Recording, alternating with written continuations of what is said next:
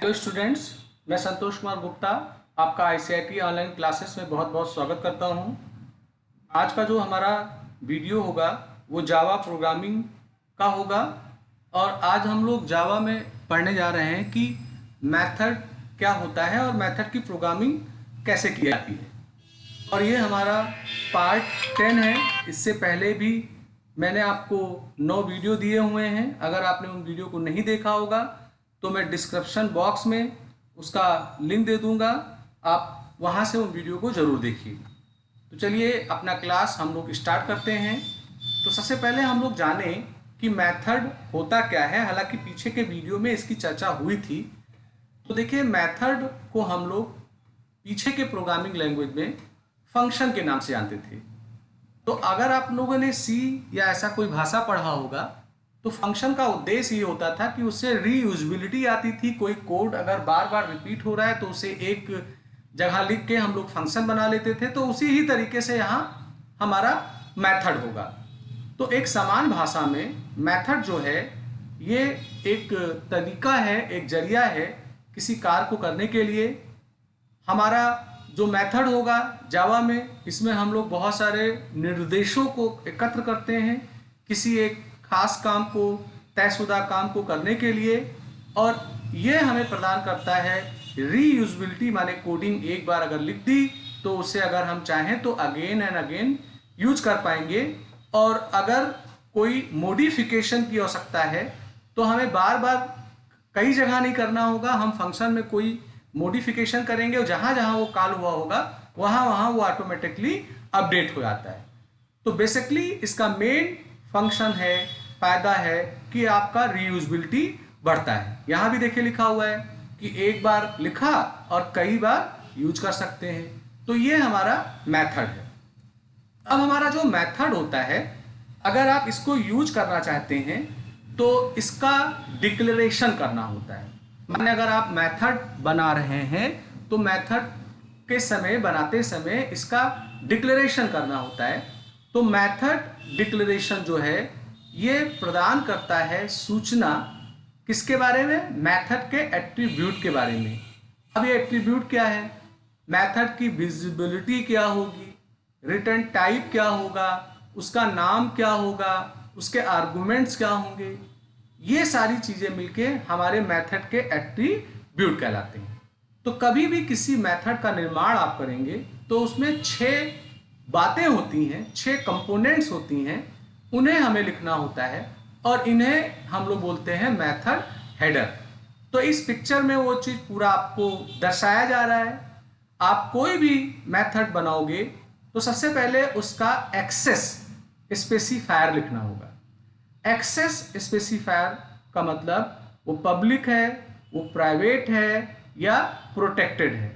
अभी मैं आगे चर्चा करूंगा कि ये पब्लिक, प्राइवेट, प्रोटेक्टेड का क्या उद्देश्य है। तो आपको पहले एक्सेस स्पेसिफायर देना होगा, फिर आपको अपने मेथड का रिटर्न टाइप बताना होगा, फिर आपको अपने मेथड का नाम बताना होगा, और अगर उसका कोई पैरामीटर लिस्ट है तो उस लिस्ट को बताना होगा, और फिर उसका ब्रेस खुलेगा, बंद होगा, और इसके ब्लॉक में जो कोड आप लिखेंगे उसे मेथड का सिग्नेचर बोला जाता है। और ये सारी बातें मिलके हमारी होती हैं मेथड के हेडर होते हैं। तो ये एक तरीका है हमारे मेथड के डिक्लेरेशन का। तो अब हम लोग आगे चर्चा करेंगे कि ये एक्सेस स्पेसिफायर क्या है, रिटर्न टाइप क्या है। तो देखिए, एक्सेस स्पेसिफायर, तो जो एक्सेस स्पेसिफायर होते हैं ये एक मॉडिफायर होते हैं और ये बताते हैं कि मेथड का जो प्रयोग होगा वो किस प्रकार का होगा। यानी उसकी जो विजिबिलिटी होगी, उसको यूज करने का अधिकार जो होगा वो किसको किसको होगा, वो चीज हम लोग एक्सेस स्पेसिफायर की मदद से बताते हैं। ये 4 प्रकार के होते हैं। पब्लिक, अगर आपने किसी मेथड को बनाते समय पब्लिक कीवर्ड आगे लिखा हुआ है, दैट मीन्स वो सबके लिए एक्सेसिबल है, वो आउटसाइड क्लास भी एक्सेस होगा। तो the method is accessible by all classes, माने जिस क्लास में ये बना है उसमें भी यूज होगा और आउटसाइड भी आप इसे यूज कर सकते हैं। प्राइवेट का मतलब ये होता है कि नाम से ही पता लग रहा है कि ये केवल उसी ही क्लास में एक्सेसिबल होगा जिसमें आपने इसको बनाया है। और जो प्रोटेक्टेड कीवर्ड होता है ये बताता है कि जो एक पैकेज या जो सब क्लास है, माने जब आगे हम लोग इंटरफेस पढ़ेंगे या हम लोग इनहेरिटेंस पढ़ेंगे, तो जब किसी एक क्लास को दूसरे क्लास से हम लोग इनहेरिट करते हैं तो वो सब क्लास होता है, ड्राइव क्लास होता है। तो अगर आपने प्रोटेक्टेड फंक्शन अपने सुपर क्लास से बनाया है तो वो सब क्लास यानी जिससे इनहेरिट होगा वही उसको यूज कर पाएगा।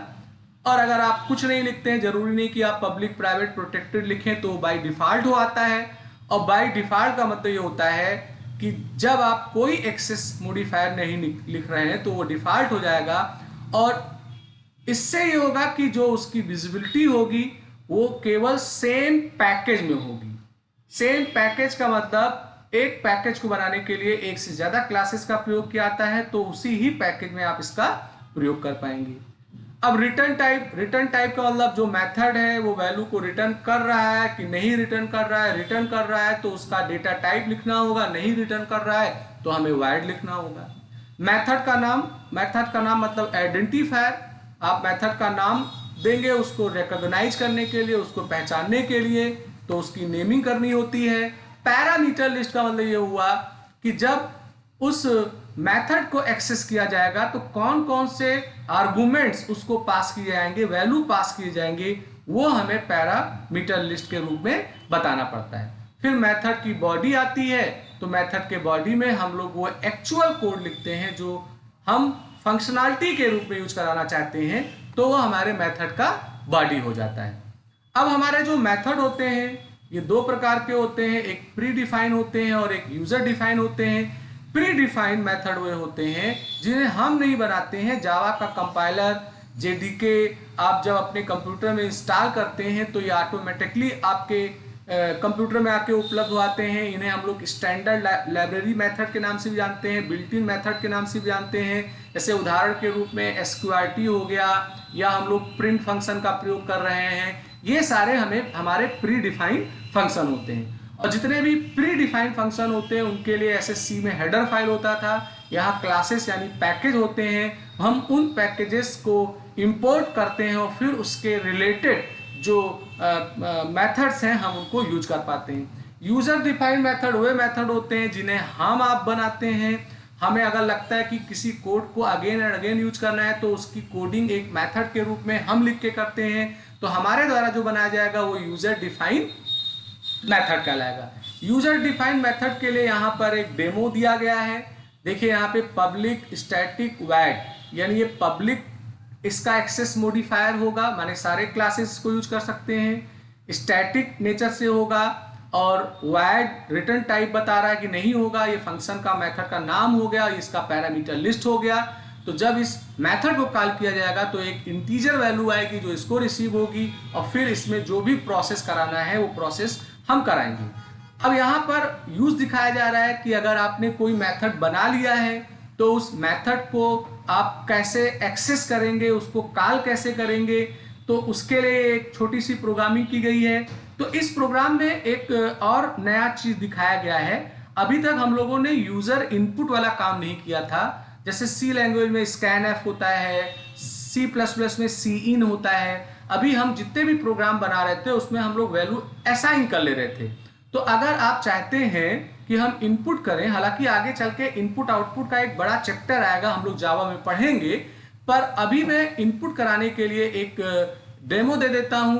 तो इनपुट कराने के लिए एक पैकेज है जावा डॉट यूटिलिटी का यूटिल है डॉट स्कैनर, इसे इंपोर्ट करना होता है और इसमें एक क्लास है स्कैनर करके, उसका एक ऑब्जेक्ट बनाया जाता है और उस ऑब्जेक्ट के मदद से अगर इंटीजर वैल्यू इनपुट करानी है तो नेक्स्ट इंट लिखा आता है, फ्लोट है तो नेक्स्ट फ्लोट लिखा आता है, कैर लिखा आता है, मैंने डेटा टाइप बताया जाता है। तो इससे क्या होगा कि यूजर जो वैल्यू देगा वो इनपुट के रूप में उस वेरिएबल में असाइन हो जाएगी। तो यहाँ मैंने क्या किया है, स्कैनर का एक ऑब्जेक्ट बनाया है, फिर यहाँ मैंने सिस्टम आउट से कहा है कि इंटर करिए कोई नंबर और यहाँ मैंने एक इंटीजर वैल्यू को इनपुट कराया है। और आप देखो तो फाइंड इवन ऑड ये एक फंक्शन है जो हम लोगों ने ऊपर बनाया था, उसको कॉल किया गया है और फिर उसमें हमारा जो वैल्यू है नम नाम का उसको सप्लाई कर दिया गया है। तो ये क्या करेगा कि उस फंक्शन को, मेथड को कॉल करेगा और उसमें जो भी प्रोग्रामिंग हुई होगी उसको वो करके दिखाएगा। तो चलिए हम लोग इसका कुछ प्रोग्राम भी चेक कर लेते हैं। तो मैंने आज इसकी प्रोग्रामिंग एक कर ली है, मैं उस प्रोग्राम को ओपन कर रहा हूँ, आपको डिमॉन्स्ट्रेट कर रहा हूँ कि कैसे वो यूज होगा। तो अगर आप देखो तो यहाँ मैंने इंपोर्ट किया है java.util.scanner। इसे इंपोर्ट इसलिए किया है क्योंकि मैं स्कैनर क्लास का यूज करूंगा यूजर इनपुट के लिए। उसके लिए ये पैकेज है, या सी में हेडर फाइल आप बोलते थे वो है। और यहाँ मैंने क्लास का नाम दिया है, ये हमारा मेन मेथड है। और मेन मेथड में हम लोगों ने यहाँ अपने स्कैनर का एक ऑब्जेक्ट बनाया है, एक मैसेज प्रिंट करा के यहाँ पे इनपुट का काम किया है। और ये फाइंड इवन आड का एक फंक्शन है, उसमें नम नाम के वेरिएबल को भेज दिया गया है। अब इसी ही क्लास में देखिए एक मेथड उस नाम का बना है फाइंड इवन आड, जो ऊपर कॉल किया गया था। और नाम का वेरिएबल यहाँ पर पैरामीटर लिस्ट में रिसीव हुआ है और यहाँ पे चेक किया गया है कि वो इवन है कि आड है।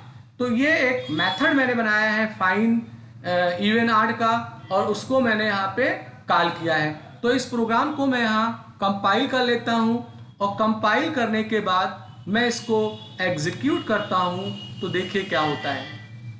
तो एग्जीक्यूट करने पे देखिए इंटर एनी नंबर मांग रहा है, मैंने यहाँ पे 7 दे दिया, इंटर कर दिया। तो देखिए ये बता रहा है कि ये आड नंबर है।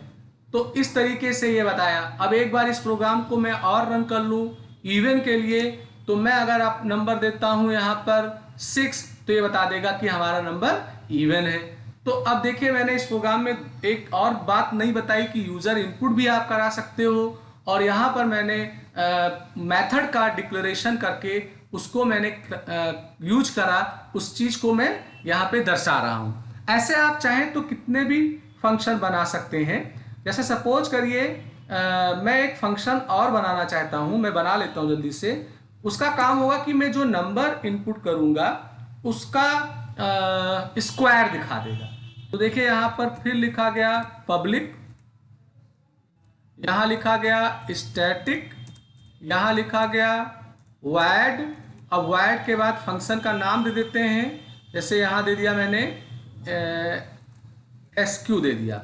और यहाँ मैंने इंटीजर, यहाँ मैंने नम ले लिया और इसका ब्रेस खोल के इसका ब्रेस बंद किया। और यहाँ पर मैं system dot out dot print L N करता हूँ, और यहाँ पर नम मल्टीप्लाई नम कर लेता हूँ, और इसके साथ एक मैसेज प्रिंट करा देता हूँ कि ये स्क्वायर है। ठीक है, और यहाँ पर ये हो जाता है। तो अगर आप देखें तो यहाँ मैंने एक मेथड और बना लिया। अब अगर इस मेथड का प्रयोग करना हो तो इस मेथड का प्रयोग करने के लिए स्क्वायर नाम के फंक्शन को मैंने कॉल किया, और यहाँ पर मैंने नम को भेज दिया और सेमीकोलन लगा दिया। तो अब दो मेथड हो गए। कंपाइल किया, कोई एरर नहीं है। अब मैं जाके इसको एग्जीक्यूट करता हूँ, और एग्जीक्यूट करने पे कोई वैल्यू पास करता हूँ 2। तो देखिए 2 बता रहा है इवन है, और 2 का जो स्क्वायर है वो 4 आ गया।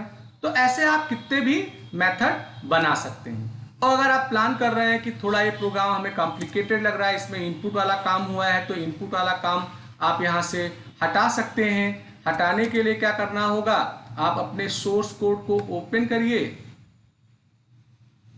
और अगर आप यूजर इनपुट नहीं कराना चाहते हैं तो आपको ये इंपोर्ट करने की ज़रूरत नहीं है। यहाँ पर इसकी ज़रूरत नहीं है। अब यहाँ नंबर भी हमें नहीं मंगाना है, इसकी भी ज़रूरत नहीं है। तो आप यहाँ से कोई वैल्यू भेज सकते हैं। जैसे मैंने यहाँ पे 7 भेज दिया, और मैंने यहाँ पे भेज दिया 3 भेज दिया।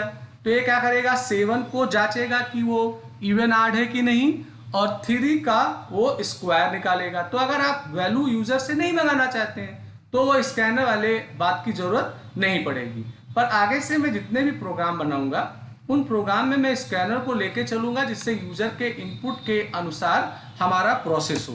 तो देखिए अब वो कोई वैल्यू नहीं पूछ रहा है, वो 7 को बता दिया आड है, और जो स्क्वायर है हमारा, हमने जो नंबर दिया था 3 संभवतः उसका ये स्क्वायर आ गया। तो इस तरीके से आप मेथड को बनाने का काम करते हैं। तो फ्रेंड्स, आज हम लोगों ने चर्चा किया कि जावा में मेथड क्या होता है, उसको कैसे यूज करते हैं, उसका बेनिफिट क्या होता है। आज का वीडियो अगर आपको अच्छा लगा हो तो इसे लाइक करिए, शेयर करिए, सब्सक्राइब करिए, बेल आइकन को सेलेक्ट करिए, जिससे कोई नया वीडियो बने तो उसका अलर्ट आपको तुरंत मिल जाए। तो मैं आज का वीडियो यहीं पे ही समाप्त करता हूँ। आपका दिन